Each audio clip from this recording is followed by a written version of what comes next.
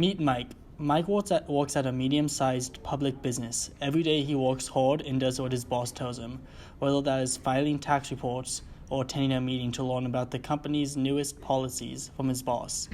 Mike shows up to his job 5 days a week and does what he is told. He does this because at the end of the month, he will get a paycheck. The more hours he works, the more he will get paid.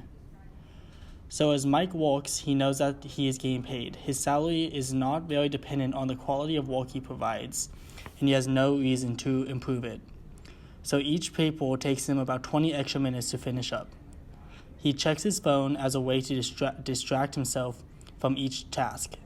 He grudgingly gets through each piece of work he has to do for 8 hours each day, until he can go home and relax again. Now meet John. John also works at a medium-sized public business. He also works 5 days a week and completes the work assigned to him. However, John's job is a bit different from Mike's. Instead of going to a meeting to learn about company policies from his boss, John goes to meetings to tell his boss about the company. He and his co-workers give input on what is working well and what needs to improve in terms of producing effective results for the company.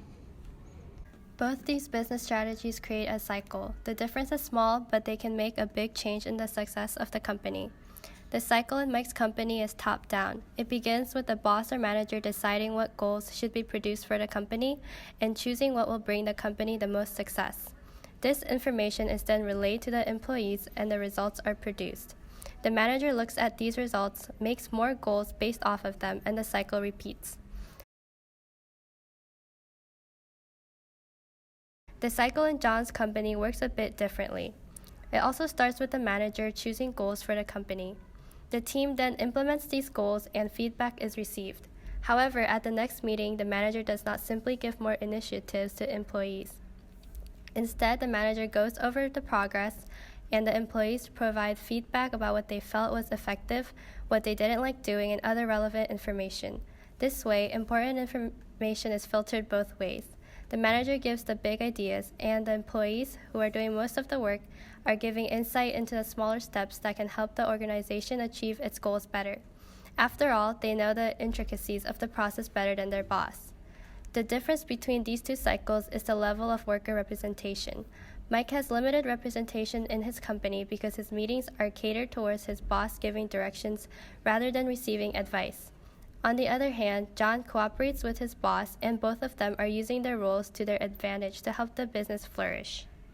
Predictably, this trend of giving employees a larger voice in the workplace has many effects on the company. Here are a few of the most consequential. First, there is an evident spike in performance of employees. When workers are allowed a voice, they feel more inclined to help the company, as they relate more to its goals and feel a part of the team. This relates to Mike procrastinating on his work, because he knows he'll get paid. With more representation, workers are motivated to give their best work and achieve the larger goals of the company. This is because they are a part of the process of creating these goals. Additionally, companies with more worker representation experience a lower turnover rate than those without it. Employees are happier and more aligned with the values of the company. For this reason, it is less likely that they want to leave a workplace in which they feel included and important. This low turnover rate leads to more loyal employees and a higher level of happiness within the company. Lastly, giving employees a bigger voice in the workplace leads to more innovation and ideas. If a worker knows that their observations and input about a company matter, they are more likely to make these connections and look for ways to better their workplace.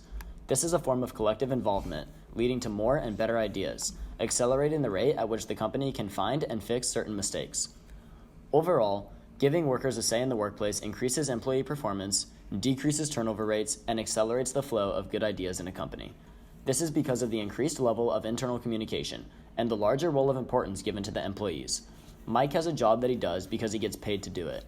John has a job he cares about, enjoys, and wants to give input to. Clearly, John's company, with more motivated and encouraged employees, has a leg up. Giving employees a larger voice helps everybody, and that is why it should be installed at more workplaces across the globe.